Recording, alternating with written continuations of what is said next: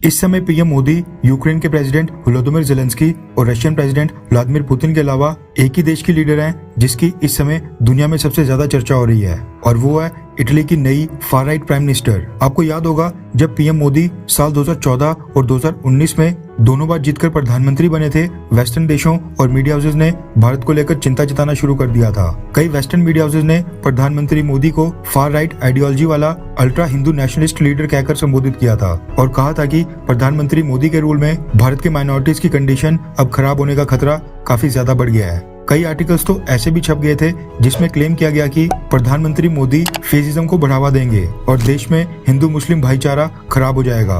लेकिन अब कई सालों के बाद जिस आइडियोलॉजी को फॉलो करने का आरोप ये भारत के ऊपर लगाते थे, आज वहीं के लोग खुद ही उस आइडियोलॉजी को फॉलो करने लगे हैं। रिपोर्ट्स के मुताबिक हंगरी, पोलैंड के बाद अब इटली में भी फार राइट विंग की सरकार बनने जा रही है, और यूरोप में रिसेंटली जो भी इलेक्शंस हुए हैं उसमें राइट विंग का वोट शेयर पहले से काफी ज्यादा बढ़ गया है। रिसेंटली फ्रांस में भी इलेक्शन हुए थे जहां पर इमैनुअल मैक्रोन दोबारा से जीत गए थे, लेकिन उनकी ओपोनेंट मरीन ली पेन को 41% का वोट शेयर मिला था, जो 2017 के मुकाबले काफी ज्यादा है। यूरोप में जो भी फार राइट आइडियोलॉजी वाले लीडर्स हैं वो एंटी इमिग्रेंट्स और कट्टरपंथी इस्लाम के कट्टर विरोधी हैं। कुछ साल पहले तक यही देश मिडिल ईस्ट, सीरिया और आसपास के रीजन से भारी संख्या में रिफ्यूजीज को अपने यहाँ पर शरण दे रहे थे, और आज ये उन्हीं से तंग हो गए हैं। इसलिए एक के बाद एक यूरोपियन देशों में राइट विंग पार्टीज की जीत हो रही है। अब इटली में इलेक्शंस के रिजल्ट देखकर ये साफ हो गया है कि यूरोप के लोगों की मानसिकता भी अब राइट विंग आइडियोलॉजी की तरफ बढ़ रही है। दरअसल इटली में पहली बार एक महिला प्राइम मिनिस्टर पद जीतकर सामने आई है, जिनका नाम है जॉर्जिया मेलोनी।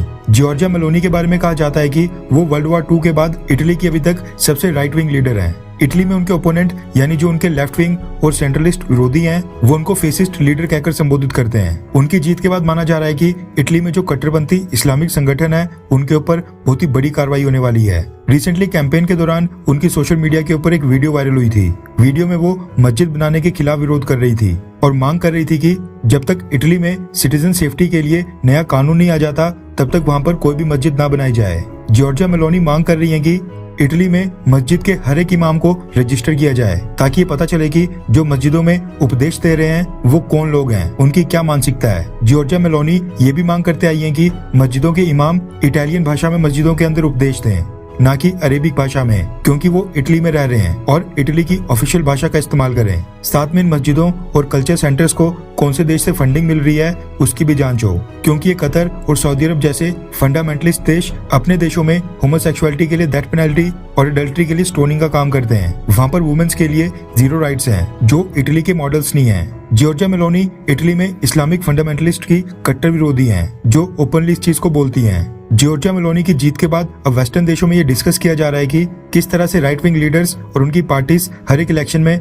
अपना वोटर बेस बढ़ाते जा रही हैं और इलेक्शंस को जीतने की पोजीशन में आ गई हैं।